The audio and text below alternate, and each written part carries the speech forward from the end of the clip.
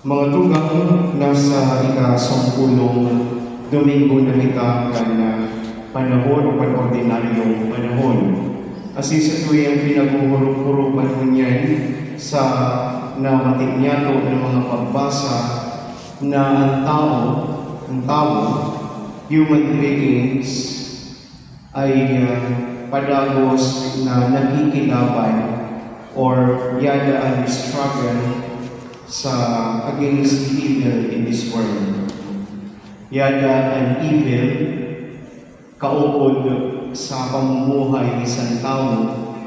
Yada gagawin nga gusto kitang tagan ng tentasyon. Pareho sa namating niya to sa enot na magbasa ang istorya ni Adan at ni Eva. The fall of Adam and Eve. Na kung saan yaon ang tentasyon, ang sabi kang halas, kakanulindo ang forbidden fruit, magiging kapareho kamo sa kakurangan. So, the first sin of human beings sa paagi ni Adan as ni Eva is the disobedience to God.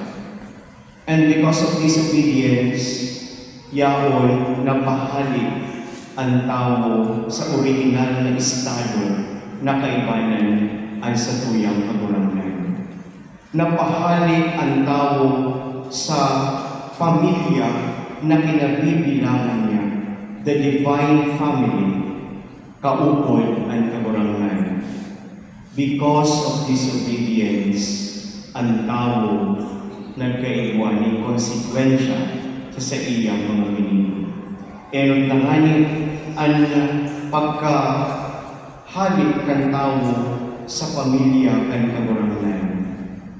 Kaya sa tuyang ebanghelyo, nadang niya to ang padagos na struggle kan human beings against evil. Na mas ingali ang kagurangan, maski nagigibo namin kaayanan, maski nagtuuto ang kagurangan, kan tugon kan sa iyang Diyos Ama sa langit, nano ang sabi sa mga tao, He is possessed by evil spirit. Nano ang sabi sa iba, He is out of his mind. Di rin nakita sa tao ang kaayanan sa dinigibo ni Jesus, kundi ang nakita ninda yadto na mga gibo ni Jesus na diri naaayon sa gibo sa tao, kay naaayon sa gibo sa kagurangan. He is out of his mind. He is performing miracles because of evil spirit, sabi sa mga Pariseo, sa mga Eskriba. Kaya hindi maiimod niya itong mga tugang na yada ang forces of evil. Yada maski may kaayada na dinigibo ang tao. Yada ang tentasyon. Yada may matulig sa imo. Yada may masabi sa imo na nabubuang na ini. Yada may masabi sa imo siguro napoposes siya sa evil spirit. Daw magayon ng dinigibo kan sa mga tao. Inipagpapahiling na igwa talaga ng disobedience sa ato ng mga tao. Na mas iyada na ang grasya ang kagurangan, we still disobey. Aning papaimon ko ta sa kagurangan na sa ato na ebanghelyo niyan, how to go back to the family of God, to the divine family. Iimbitaran kita kan kagurangan na magbalik sa iyang pamilya, sa paagi ka sa tuyang hararong na pagtuon, sa paagi ka sa tuyang pakikipagrelasyon sa iya, sa paagi kan pagsunod.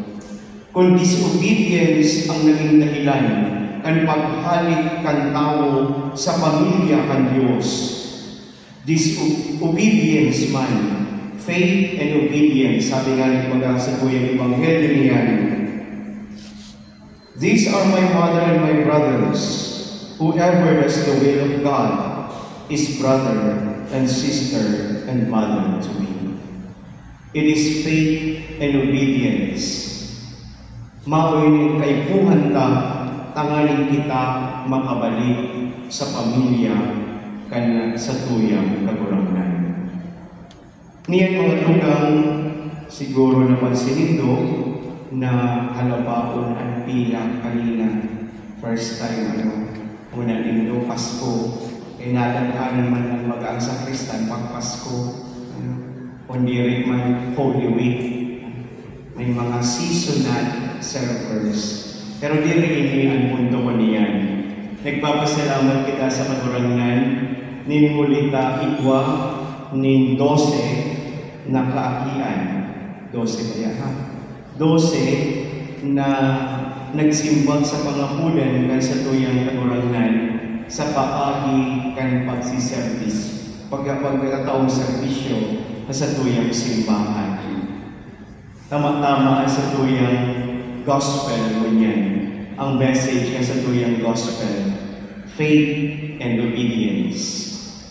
Niyan na matikindaan na pangapulan ng kagurangan na magserbi ka mo digdi sa simbahan. Very unusual na may mga kabataan pa niyan despite sa mga temptations of this world na para sa mga kabataan niyan, greatness, kadakilaan ay makukuha mo sa patibayan mag-uyag sa online games, patibayan mag-TikTok, patibayan mag-emote kung ano ng mga yata sa Netflix, sa YouTube. Mao yun ang greatness ng mga kabataan niyan. But for them, for these 12 young men and women, para sa inyo, greatness is not about what you have. Greatness is not about what you possess. But greatness is about what you give. And you will give your service to the Lord. You will give your whole being to the Lord sa paagi ng pagservisyo dito sa simbahan. Kaya mga tugang pasalamatan na niya ito ang kagurangan na igpakita niyan sinumbakbako ng mga altar servers na magiging modelo ng mga kabataan. Modelo ng kabataan. Kasi kung iba maluganan ng modelo yun, ha? Papagirong ka mo ang servisyo na sa indong aakuon. Diri lang pagpasko. Diri lang pag may guwapo na brother. Diri lang pag may mga magagayon na youth nagsiserve. Kundi service kay buhay sa kagurangan. Dili sa iba. Dili nakadepende sa tao. Kay kung nakadepende sa tao, nakadepende sa pali. Maserve lang ako kay si Father ang misa. Maserve lang ako kay si Father ang paborito kong pali. Wapo ang pali. Paano na ako? Siguro di nagsiserve. Dili sa tao ang pagservisyo, kundi sa kagurangan.